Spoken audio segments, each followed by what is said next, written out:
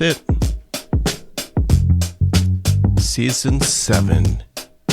Faith in a Fresh Vibe. I'm your host, Rohadi. Thanks for being here in this 7th season. Welcome to the bonus episode. I'm recording on Treaty 7 territory in Calgary, Alberta, Canada. That is also Métis Region 3. Thanks for being here. Thanks for sharing this podcast. Please do rate and follow all the guests and myself. Share it with all your friends who are deconstructing and decolonizing Christianity. This season started with my friend Gina Thomas coming through and interviewing me. We talk about my book that just came out, When We Belong. Do you have your copy yet? If not, no time like the present. Pick it up, leave a review for that. All of that helps. In this episode, it's a bonus episode. Bonus content. You didn't even have to sign up for a Patreon for this bonus. My friend Marla Taviano comes back through and she offers me some questions as well that I answer. So we started and we will end with an interview around my book, When We Belong. We also center our conversation around some of the tough questions, theological questions that I pose in my book, and I chat about them.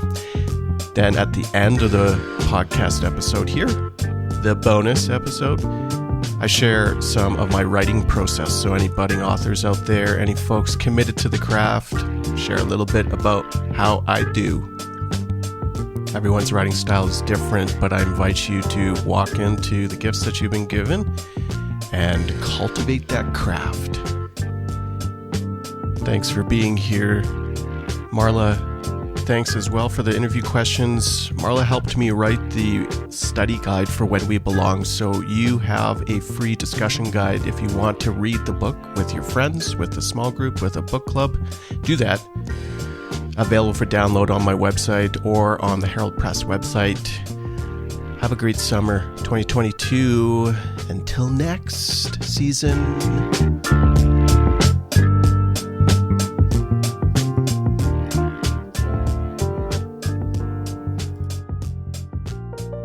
It's just, okay, so I wasn't sure what to expect. I never know what to expect when I read a book from a Christian publisher by a Christian. It can go, a lot of different ways. I knew from following you that I was going to, it was not going to be a painful read that I just went through so that I could tell you that I read your book. So many times,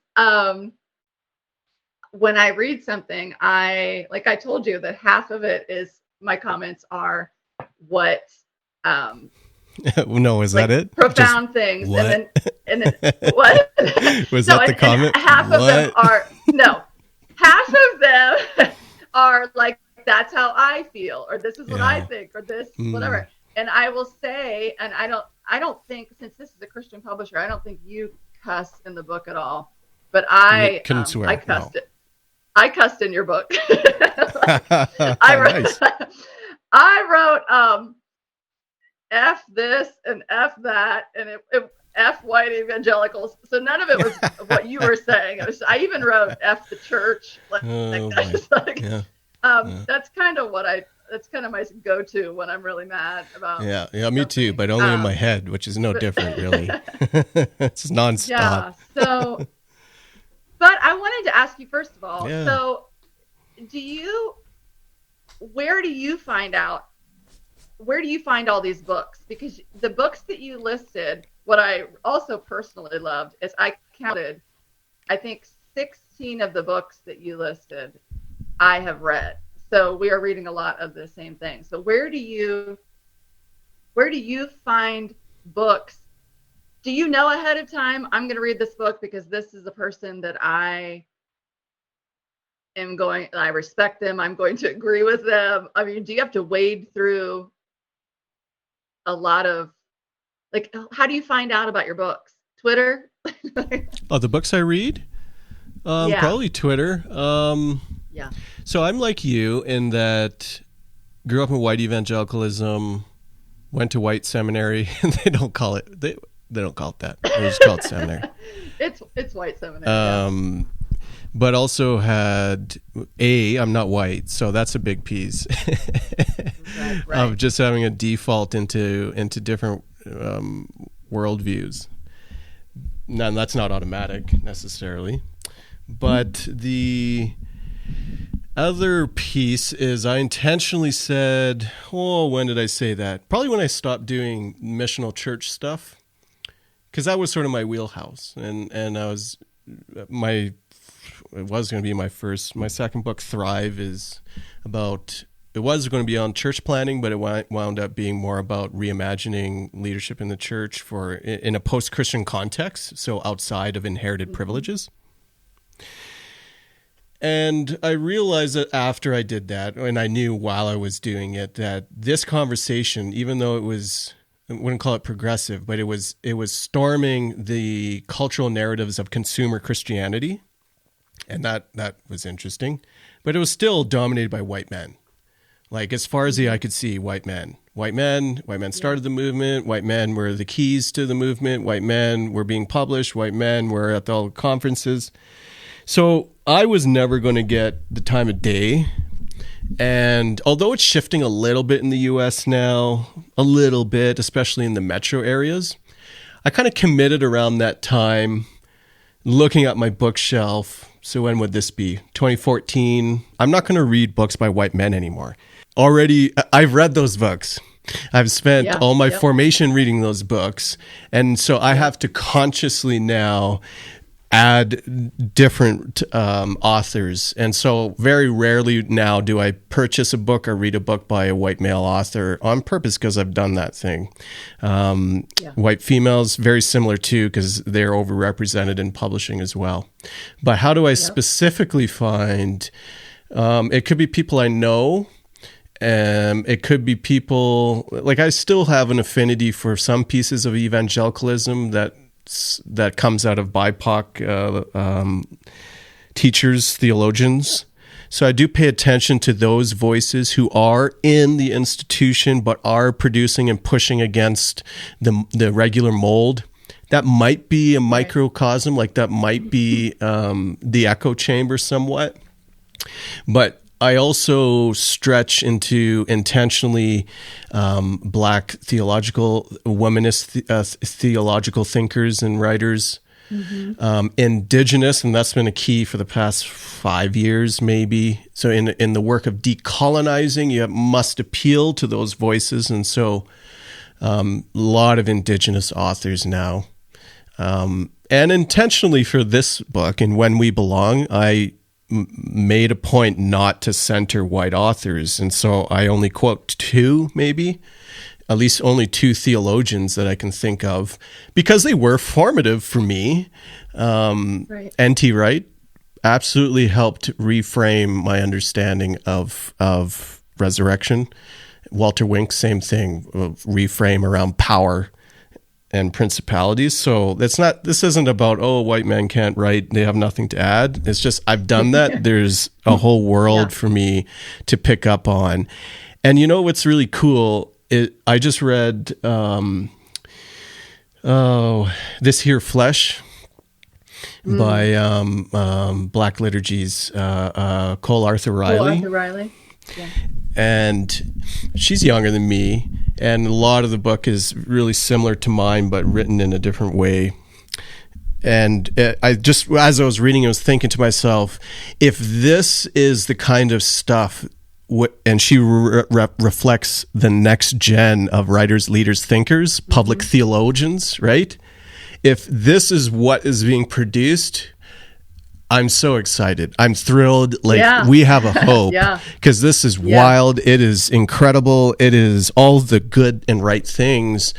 And I want to read and see more of that, and more of it is coming.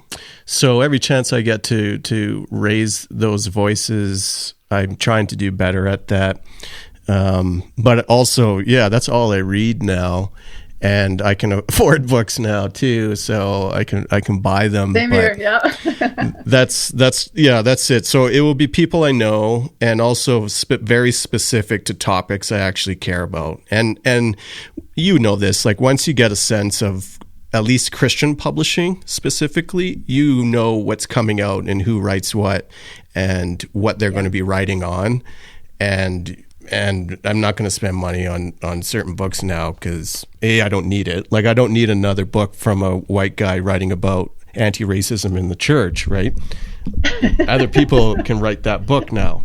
And plus, that's not my space anymore. So, right. Yeah, it's relationship, keeping your eyes. Twitter's a big help for sure of getting a sense. And then knowing who they are too. That's always fun to see your homies come out with books. And then you have these other ones that come out of nowhere and like Unbelieve, and it's like this collection of all of like the things that happen inside your head, and now they're on pages. Well, thank you for reading a book by a white woman. It's kind of my thing too, because I'm telling people, please read my book. I'm not going to read any books by white women, but if you, but you made Twitter, it though. Yeah, I was thinking when you were talking, I listened to your interview with Robert Monson recently because I love following him on Twitter. And he had said something on Twitter, I don't even remember now, a few months ago, about his reading for so much of his life being lopsided. And particularly, he wanted to read more Black women to even that out. And I have just used that analogy and thought about that so much. That like my bookshelves behind me right now, it's entirely like 4 bookshelves full. No white people are on these bookshelves. I do have a white person bookshelf. It's in the it's other upstairs. room. It's next to the bin. Yeah. No, me too. The ones that I've kept. But I have been reading since I was 4 years old, and I didn't stop. And I'm 46. So, and I know for a fact that 99 point whatever percent of the books I read for the first 35 years were by white people. And so just imagining how much reading I have to do to get that teeter-totter like balance, like get it on lopsided. I have a really hard question for you. I don't know if you're going to be able to answer this. My question for you is, quote first. Well, first of all, you were talking about the church planning that you used to do, and you said that people today, they don't have to unlearn something about church planning. I don't know. In my context, I've talked to so many people who, like a friend of mine recently just said, oh, I met Jesus when I was like 26, and I guess he just didn't come with all that baggage because I just learned about like him loving and da-da-da, and I was like, wow, that must be so nice. I'm jealous. To like not have to unlearn. Super jealous. Does the discernment of scripture by a community mean any theological position is up for grabs? The short of it is yes. Does this mean every doctrinal belief is subjective and every theological insight opinion? Again, yes. It doesn't necessarily mean they must all be discarded, but they certainly are productions of man, usually men, and should always be scrutinized. Okay, so number one, that makes you a heretic. The fact that you said, that you're saying this, but then you do go on to say that the one non-negotiable is the incarnation, Jesus as fully God, fully man, along with his ministry and teaching to sacrifice to take the sins of the world unto death on the cross, and subsequent defeat of those powers and resurrection is the one non-negotiable. And I'm wondering if you have the words currently to articulate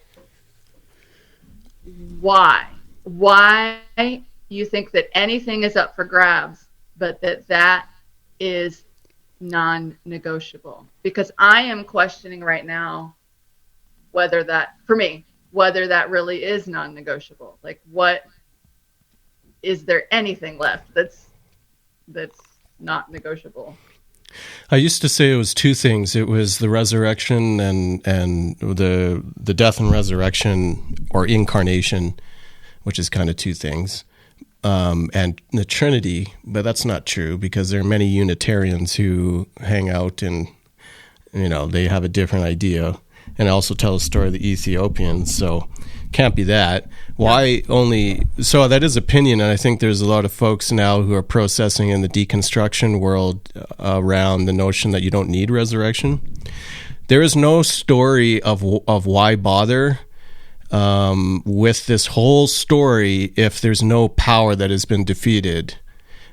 And it's reflected in the cross. Could have been, I guess, other ways. But there must be some substance behind the why. So both the why of Christianity, I think Christianity can be boiled down to, even though we all have our doctrinal statements, whatever. But the resurrection piece is the why love. The resurrection piece is why bad things happen or eventually won't. Like the whole narrative arc of God putting the world to rights, which I think is an unchanging dream, and that is a story of righting all the wrongs eventually, is inaugurated and previewed with the defeat of death on the cross. And so that's a story around power and the possibility that we can love better, and the possibility that wrongs can be turned right now, because we have the whole fullness of the kingdom now. All happens because of Jesus's victory over the powers of death, and all powers in that moment. And so if you put that away, then you just have, and this is kind of tired old teaching, you just have a prophet with some good teachings. And they're good teachings. Love one another, love your neighbor, love God.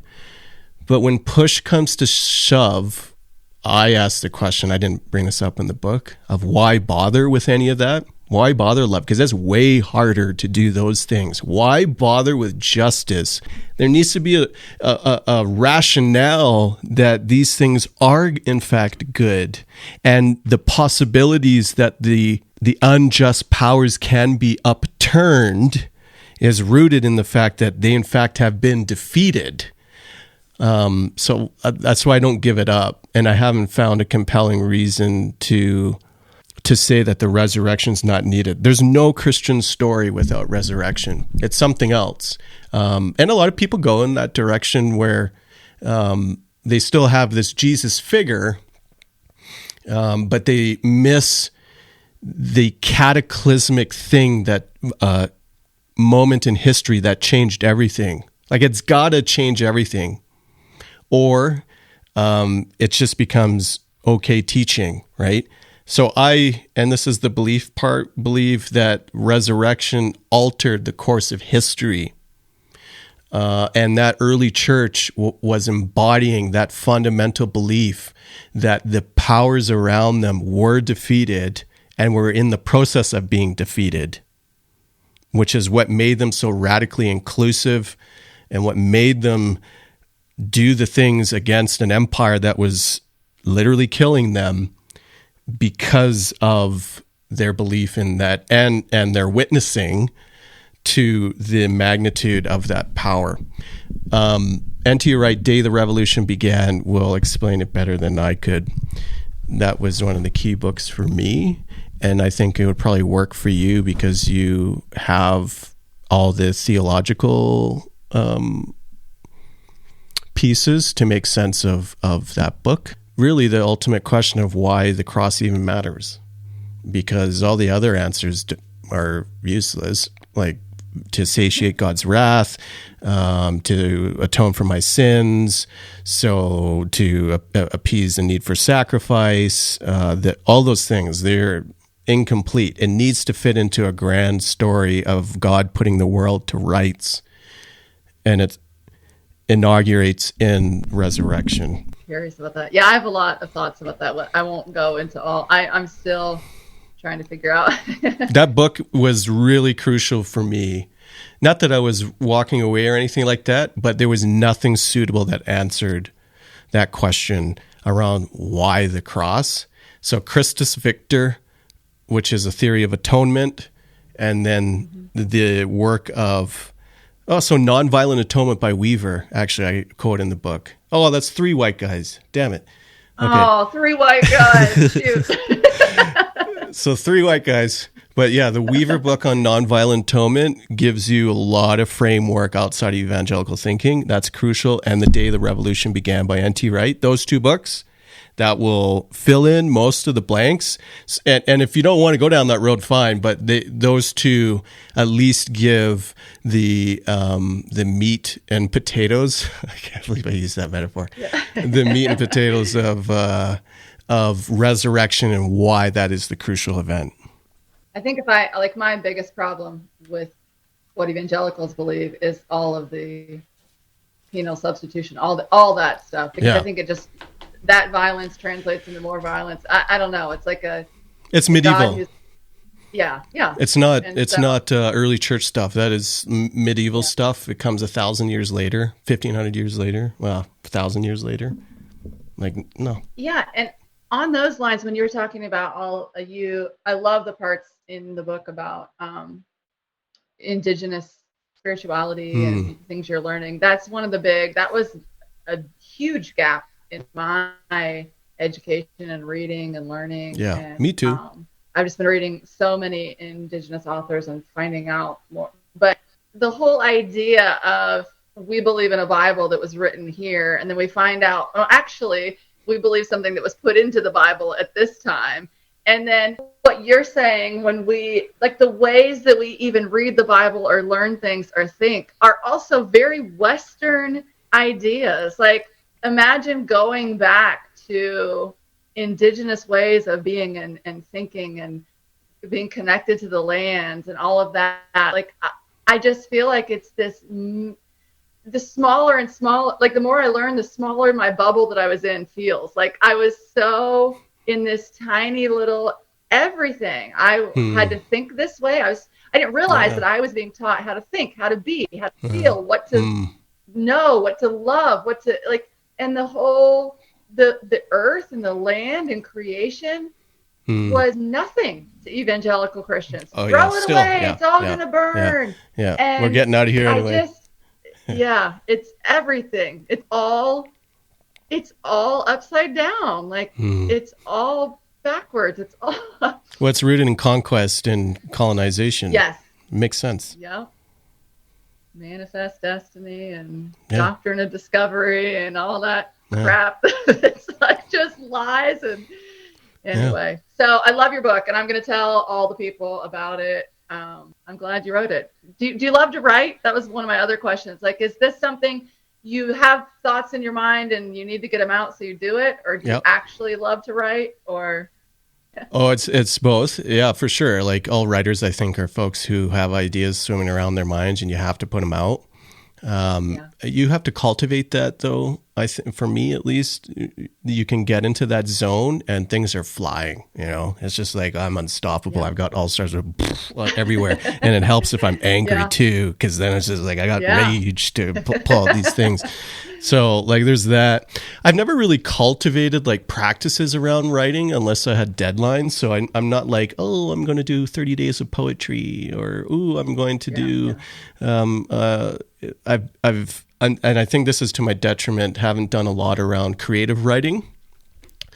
So I fall short, haven't written fiction, that kind of stuff. And so I feel like the craft of writing I have committed to. I write every day, but I don't, I haven't entered into the deeper pieces of that craft, like around poetry or like we've done spoken word pieces and things like that. But so I feel like all the people with their arts degrees in creative writing or their MAs in whatever, like they can write, like they, like the copy editors on my book, like it's wild. So like I can write, and then there's like another level of writing. So I kind of think of it as I want to be a gifted and talented storyteller. One of the avenues is writing, and want to be a better writer, of course. And there's so much of that writing world out there. So, I mean, how do you sense your own writing? You're obviously have to write. Like, writers just have to write, you know. or else you'll explode.